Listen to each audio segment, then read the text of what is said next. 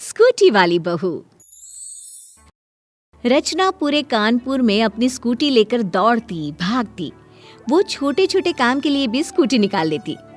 अरे क्या है रचना, बगल वाली दुकान तक ही तो जाना है।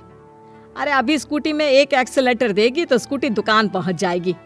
अरे ऐसी ही ले आना बेटा। लोग क्या कहेंगे माँ कि इनके घर में 1 किलो चीनी आती है। समझो माँ, मैं धीरे से चीनी लेकर डिक्की में रख लूंगी और घर के अंदर दे दूंगी, किसी को पता भी नहीं चलेगा। देख बेटा, वो तो पापा की तनख्वाह देर से आ रही है तभी, नहीं तो हम एक ही बार में राशन भर लेते हैं ना। वैसे भी रचना, हम किसी को दिखाने के लिए तो नहीं जीते हैं। पता है पापा, मेरे पूरे सर्कल में किसी के पास स्कूटी नहीं है। सब पैदल या फिर साइकिल में कॉलेज जाती हैं। रचना के माता पिता उसकी हर बात पर स्कूटी की बात से परेशान थे। खैर, रचना की शादी हो जाती है और साथ में दहेज में जाती है स्कूटी। शादी के बाद पति राघव कहता है, रचना तैयार हो जाओ, शादी के बाद पहली बार हम दोनों मंदिर जा रहे हैं। वो क्या है ना, मोहल्ला देखेगा कि नई नई दुल्हन जा रही है। अच्छा, मैं सूट पहन लेती हूँ, चुन्नी का घूंघट ले लूंगी, ठीक है ना? अरे देख बहू, ये पुराने जमाने के रीति रिवाज यहाँ नहीं चलेंगे। बेटी है, बेटी की तरह बाहर निकल। किसी की बहू सर पर पल्ला नहीं लेती तो मेरी बहू क्यों ले? अरे वाह, ये तो बहुत ही अच्छी बात है। फिर तो राघव, मैं अभी तैयार होकर आई। और हाँ, मैं बाइक निकालता हूँ गली से बाहर। बाइक? अरे बाइक क्यों, मेरी स्कूटी है ना, गली से बिठाकर निकालती हूँ मैं, देखना सर्र करके। अरे नहीं नहीं रचना, कैसी बात कर रही हो? सबके सामने मैं कैसे वो? अरे बस करो ना, देखो माँ ने अभी अभी तो कहा बेटी की तरह रहना। मायके में तो समझ लो मैं 10 कदम भी नहीं चलती थी, फिर कैसे सोच लिया आपने कि मैं गली के बाहर निकल जाऊंगी, वो भी पैदल। बस अब क्या था, नई नई बहू पति को स्कूटी में पीछे बिठाकर स्कूटी से बाहर निकलती है कि पड़ोसन बोल पड़ती है।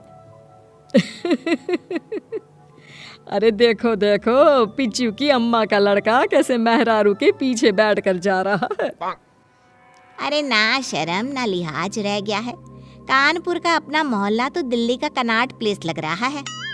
एडवांस हो गई है ना पिच्चू की अम्मा, दहेज में मोटरसाइकिल भी ली है और स्कूटी भी। स्कूटी तो बहू ऐसे चला रही है जैसे कि हवाई जहाज। राघव समझता तो है कि उन लोगों के मोहल्ले में जहाँ बहू सर पर पल्ला लेकर निकलती है, वहाँ ऐसे बीवी के पीछे बैठकर वो निकलेगा तो लोग तो उसके बारे में बातें करेंगे ही। लेकिन देखो ना, कितना अच्छा लग रहा है। पता है, मेरी तो किस्मत ही खुल गई कि मेरी शादी आपसे हुई। आप जैसे लड़के के साथ शादी करके मैं तो धन्य हो गई। इतनी आजाद तो मैं शादी से पहले भी नहीं थी। राघव भी सोचता है, कोई लड़की इतनी खुश है तो उसकी खुशी के लिए इतना तो किया ही जा सकता है। अगले रोज, अरे मैं जरा पार्क तक जा रहा हूँ, योगा किए काफी वक्त हो गया है। पिताजी, मैं ना आपको पार्क तक छोड़ देती हूँ। अरे पर बेटा, वो तो पास ही में है, इतना तो मैं पैदल जा ही सकता हूँ। और वैसे भी तेरे पीछे बैठकर निकलूंगा ना तो लोग बातें बनाएंगे कि देखो बुढ़ा कैसे बहू के साथ घूम रहा है स्कूटी पर। ना बिटिया ना, मैं चला जाऊंगा। बहू, तू ना मेरे लिए चाय बना कर लिया। हाँ माँ जी, लेकिन पापा जी अभी वापस आएंगे और वो कहेंगे कि। तभी ससुर जी की आवाज आती है, अरे रचना बिटिया, जरा स्कूटी तो निकाल ले, मुझे पार्क तक छोड़ा। अरे बहू, अभी तो मना कर रहे थे, अब तुरंत ही। माँ जी, मेरी स्कूटी है ही ऐसी, इतनी शानदार कि हर कोई बैठना चाहता है। अरे बता ना, क्या हो गया? माँ जी, आज सुबह से ही बारिश हो रही है और घर के बाहर पानी भरा हुआ है, तो ऐसे में पापा जी कैसे जाएंगे गली से बाहर? पड़ गई ना जरूरत उनको मेरी स्कूटी की। बहू फर्राटा भरते हुए ससुर को पार्क छोड़कर घर वापस आती है कि पड़ोसन कहती है, अरे कल्लू की बहू, क्या तेरी माँ ने कोई संस्कार नहीं दिए? मेरी माँ ने संस्कार भी दिए हैं और स्कूटी भी। अरे दिख रहा है कैसे बेशर्म की तरह बहू होकर भी पूरी सड़क पर घूमती रहती है। शर्म नहीं आती क्या? नहीं आती। और जब मेरे ससुराल वालों को कोई समस्या नहीं है तो आप कौन होती है? हाँ, हाय रे, लंबी जबान भी इतनी। अरे मजाल है तेरी कि मोहल्ले में कांता से पंगा ले ले। सुन, आज के बाद तू ये स्कूटी चलती ना दिखे, मोहल्ले की बहुओं को खराब कर देगी। बढ़िया ये स्कूटी वाली। अगले रोज रचना अपनी स्कूटी निकाल रही होती है कि माँ जी। रचना रो रही होती है कि सास बाहर आ जाती है। अरे क्या हो गया बहू, क्यों रो रही है? माँ जी, किसी ने मेरी स्कूटी का टायर पंचर कर दिया, उसका शीशा तोड़ दिया और देखिए कैसे पूरी स्कूटी में स्क्रैच लगा दिया है। अरे रो मत बहू, मैं अभी राघव को बोलती हूँ, वो ठीक करा कर ले आएगा। लेकिन माँ जी, ये तो किसी ने जानबूझकर किया है ना, मेरी स्कूटी। पता है माँ जी, मैं कितना संभाल कर रखती हूँ इसे, बहुत प्यार करती हूँ इसे। अरे रो मत बहू, कोई बात नहीं, देख अभी ठीक हो जाएगी तेरी स्कूटी। लेकिन ऐसा कर कौन सकता है? मोहल्ले में किसी से लड़ाई हुई है क्या? रचना को कांता की बात याद आती है। हाँ माँ जी, वो कांता। हे भगवान, उसे कोई जवाब तो नहीं दिया ना तूने? बड़ी ही तेज महिला है, उससे कभी जबान मत लड़ाना। जबान? माँ जी, मैंने तो उसे ठीक कर दिया। तभी वहाँ राघव आ जाता है। हाँ, और उसने तुम्हारी स्कूटी बिगाड़ दी।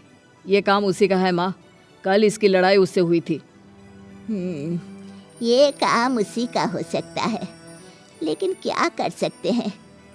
अब मोहल्ले में कोई बहू स्कूटी नहीं चलाती ना, तो उसे जलन हो रही होगी। बहू जो कि अपनी स्कूटी से बहुत प्यार करती थी, वो स्कूटी को टूटा फूटा देखकर दुखी हो जाती है। माँ, मैं जाकर स्कूटी ठीक करवा कर लाता हूँ, लेकिन फिर इसे घर के अंदर ही खड़ा कर देंगे। देखा, अब ये स्कूटी सड़क पर निकली तो इस स्कूटी की खैर नहीं। बढ़िया आई। नहीं नहीं, मेरी स्कूटी मत तोड़ना, मैं कभी नहीं चलाऊंगी इसे, मैं कल ही मायके में रख दूंगी। लेकिन उसी रात कांता रचना के घर का दरवाजा आधी रात को खटखटाती है। अरे कोई है? अरे कल्लू की माँ, मेरी बहू के पेट में दर्द हो रहा है, कोई उसे डॉक्टर के पास ले चलो ना। चाची, वैसे तो आपके कर्म ऐसे है नहीं कि हम आपकी मदद करें, लेकिन कोई ना, चलिए मैं मोटरसाइकिल निकालता हूँ। अरे नहीं नहीं, मेरी बहू किसी गैर मर्द के साथ नहीं जाएगी। तभी वहाँ रचना आ जाती है। चाची, मेरी स्कूटी ठीक हो गई है, अगर आपको एतराज ना हो तो। हाँ हाँ, मैं यही सोच कर आई थी कि। रचना फटाक से स्कूटी निकालती है और कांता की बहू को बिठाकर अस्पताल ले जाती है। फिर अगली शाम। रचना बहू, ये ले, मैं तेरे लिए ये मिठाई का डिब्बा लेकर आई हूँ। मुझे माफ कर दे बहू, मैं समझ चुकी हूँ कि बहू और बेटे में कोई फर्क नहीं होता। तो इसी बात पर चले गोलगप्पे खाने? हाँ, लेकिन तेरी स्कूटी पर बैठकर। हाँ।